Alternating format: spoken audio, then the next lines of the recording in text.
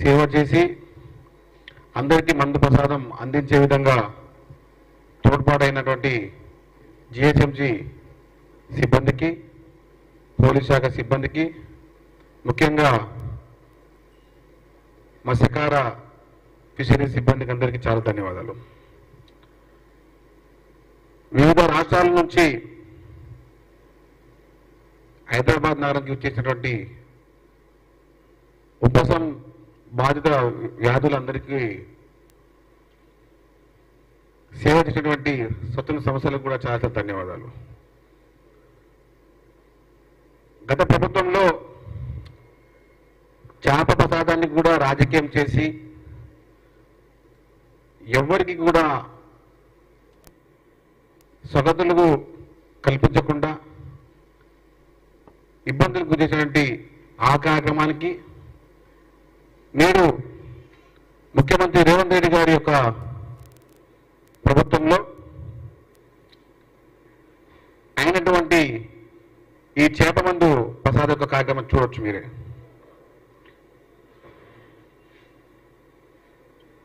ఏ వ్యక్తికి కూడా ఇబ్బంది కలగకుండా,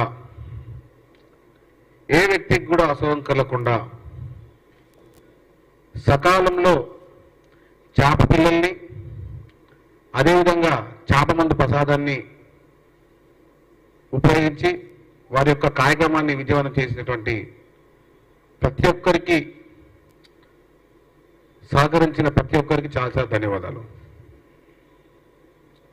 గత ప్రభుత్వంలో కన్నా నేడు చేప పిల్లల విషయంలో కూడా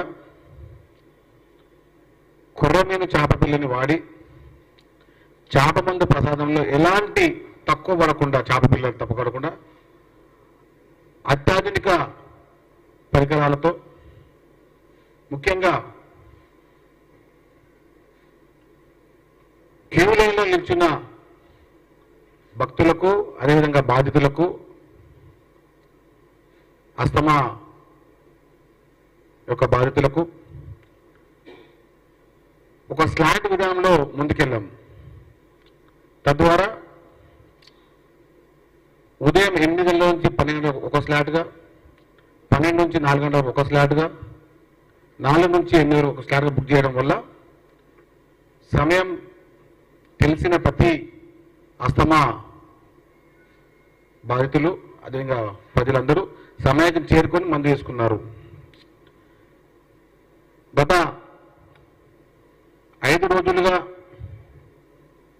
నాకు సహకరించిన మీడియా మిత్రులకు కూడా చాలా చాలా ధన్యవాదాలు. ప్రజలకు ఏ విధంగా సౌకర్యాలు ఉన్నాయో, ఏ విధంగా సౌకర్యాలు మేము కల్పించామో తెలంగాణ ప్రభుత్వం, ముఖ్యమంత్రి రేవంత్ రెడ్డి గారి సూచనల మేరకు దానికి తగ్గట్టుగానే అధికారులు కానివ్వండి, సిబ్బంది కానివ్వండి, అందరూ పనిచేయడం వల్ల ఈ కార్యక్రమం దిగ్విజయమైంది. దాదాపు 77,000 పైచీలకు చేప పిల్లల్ని టోకన్ సిస్టంలో ఇవ్వడం జరిగింది. అదేవిధంగా చాలామంది చేప మందు ప్రసాదాన్ని అంటే వారి వారి యొక్క విషయాలకు అనుగుణంగా తీసుకెళ్ళడం జరిగింది. అంటే దాదాపు 1,00,000 వరకు చేప మందు ప్రసాదాన్ని స్వీకరించారు. రాజస్థాన్ నుంచి కానివ్వండి, మధ్యప్రదేశ్, అదేవిధంగా బీహార్, హిమాచల్ ప్రదేశ్, ఉత్తరప్రదేశ్, ఢిల్లీ, ప్రతి ఒక్క మహారాష్ట్ర, ప్రతి రాష్ట్రం నుంచి వచ్చే భక్తులకు కానివ్వండి, ప్రజలకు కానివ్వండి, తెలంగాణ రాష్ట్ర ప్రభుత్వం అన్ని సౌకర్యాలు చేసి వారికి ఇబ్బంది కలగకుండా తగు చర్యలు తీసుకున్నాము. సహకరించిన ప్రతి ఒక్కరికి చాలా ధన్యవాదాలు. ఇంకొక విషయం,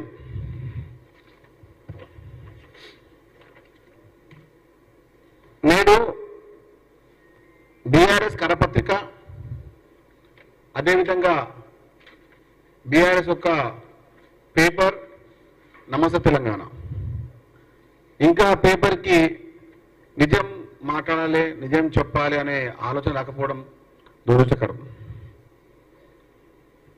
అదేదో గత 9-10 సంవత్సరాలుగా మత్స్యశాఖలో కేసీఆర్ గారు చేసిన పనుల వల్ల చేపల అభివృద్ధి అని ఆయన చెప్పడం, ఆయన లేకపోతే మత్స్యకారులందరూ ఇబ్బంది పడుతుందని చెప్పడం, దీనికన్నా దౌర్భాగ్యం ఇక్కడ ఉండదు. మీరు చూడొచ్చు దీనికన్నా దౌర్భాగ్యం ఇక్కడ ఉంటుందా? గొర్రెలుగా 700 కోట్ల స్కామ్ చేసిన విషయం చెప్పారు ఈ పేపర్లో. మత్స్యశాఖలో 500 కోట్లకు పైసలుగా స్కామ్ అయిందని చెప్పారు ఈ పేపర్లో. మీరు మర్చిపోయారా? ముఖ్యమంత్రి రేవంత్ రెడ్డి గారు మత్స్యశాఖ సంబంధించిన విభాగంలో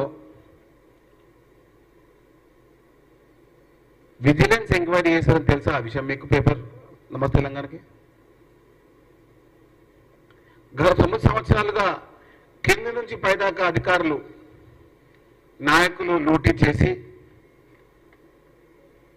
ఏ ఒక్క మత్స్యకారునికి కూడా లాభం చేకూర్చక కేవలం కాంట్రాక్టులకు మాత్రమే కొమ్ము కాసినటువంటి అప్పటి ప్రభుత్వంలో ఆ మాట రాలేదు పేపర్లో. మీరు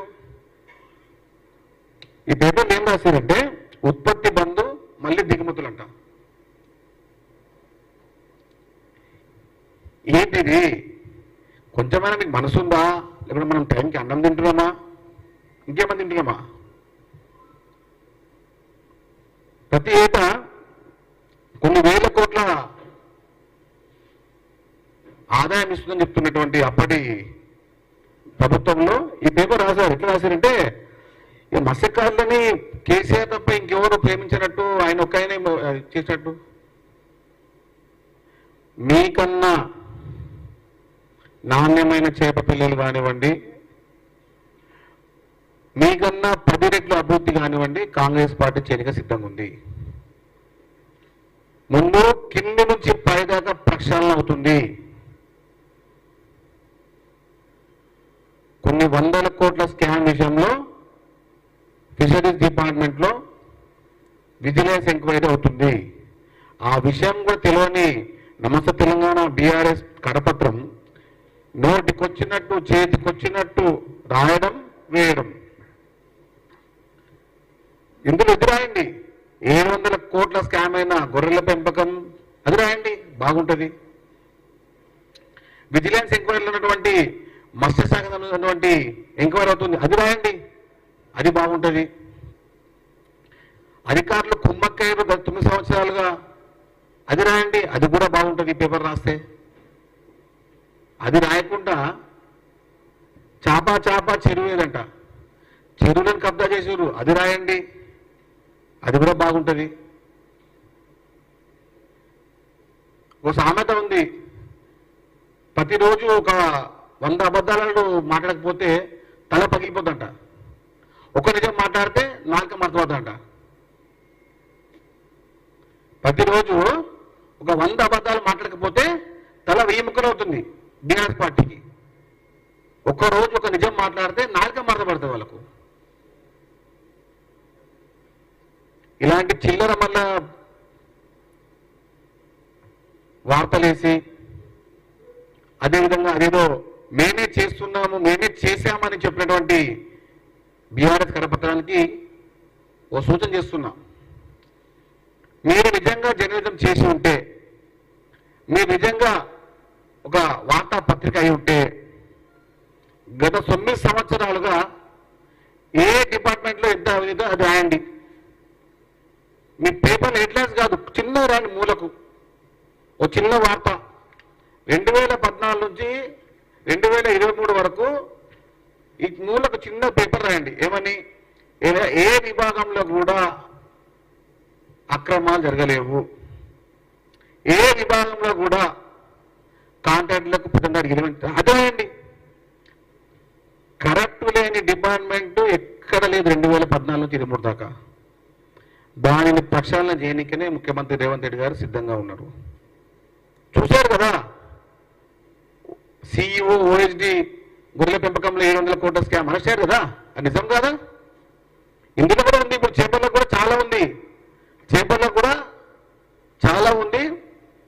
ఎవరెవరు అరెస్ట్ అవుతారో చూస్తారు త్వరలో మీరే.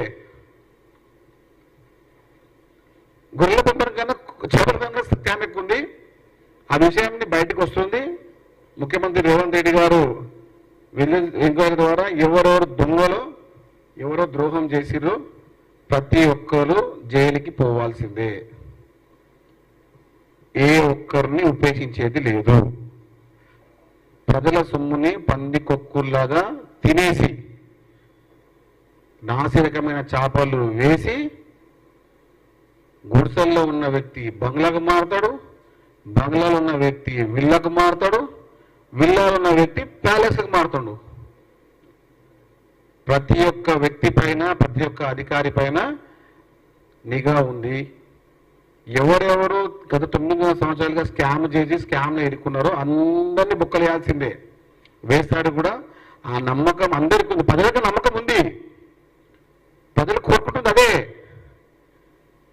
దుర్మార్గంగా తెలంగాణ సంపదను అందరినీ కుళ్ళగోసి అక్రమంగా కాంట్రాక్టులకు అందరికీ ఎరవేసి ఇంత ఘోరమా? అసలు పేపరా? అసలు ఇది నమస్తే అసలు పేపరా? పొద్దున్న నుంచి సాయంత్రం దాకా ఒకటే కంపు. కొంచెమన్నా మనిషి అన్నా కొంచెం ఉంటే మానవత్వం ఉంటుంది కదా. నిజం రాయండి, రాయండి. 9,000 అది రాయండి. మేము వచ్చి 6 నెలలు ఎత్తాం కదా.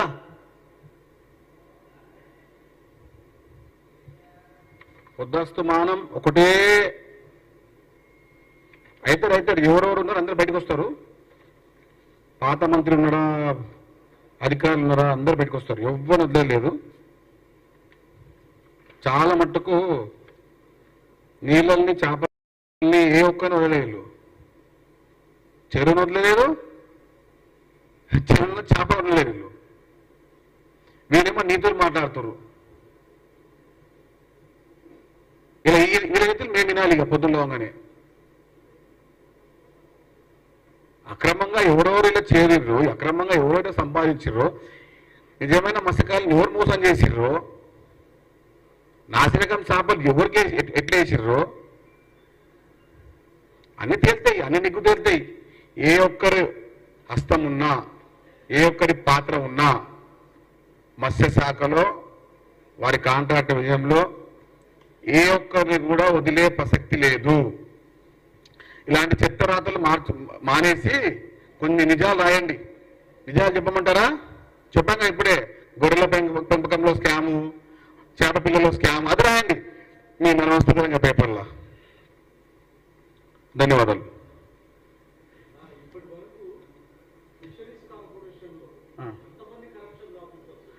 కరప్షన్ ఆఫీసర్స్ అందరూ ఉండరండి. Everybody since last 9 years the department in animal husbandry, so many, almost 50% corrupt office there. We are searching the movement. So many officers and political leaders also involved the scam in fishery department. Already Honorable CM Ravindra Reddy ji, they have vigilance inquiry, total report taken, and anybody in scam in the movement they have not detected.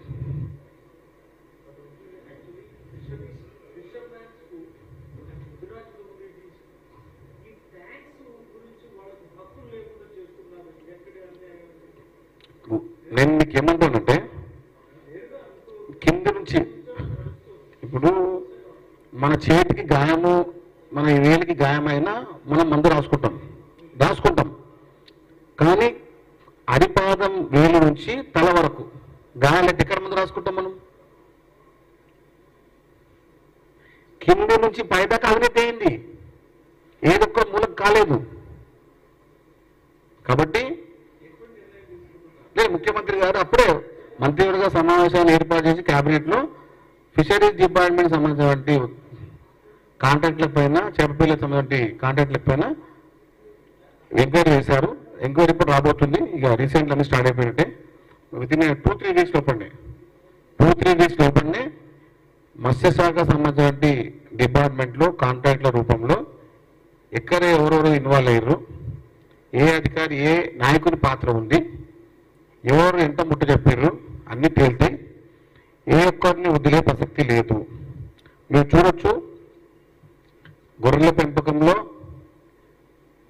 OSD and CEO ఇద్దరు arrest అయినారా? ఇందులో కూడా ఎవరున్నా వాళ్ళందరూ arrest కావాల్సిందే, వదిలే సమస్య లేదు. అవినీతిని కూకటి వేళ్లతో పెకిలేయడంలో ముఖ్యమంత్రి గారి పాత్ర తెలుసు మీకు విషయం ఎట్టుంటారు. అప్పటి మంత్రి గారు కానివ్వండి, అప్పటి అధికారులు కానివ్వండి, ఎవరున్నా కూడా వాళ్ళందరిపైన చర్యలు ఉంటాయి. ఎవరి పాత్రని కూడా ఎంత పెద్ద స్థాయిలో ఉండని వదిలే సమస్య లేదు. మత్స్యకార కుటుంబాన్ని ఎవరికి కూడా అన్యాయం జరిగితే ముఖ్యమంత్రి రేవంత్ రెడ్డి గారు వారిని క్షమించారు. ధన్యవాదాలు. Like, share, subscribe.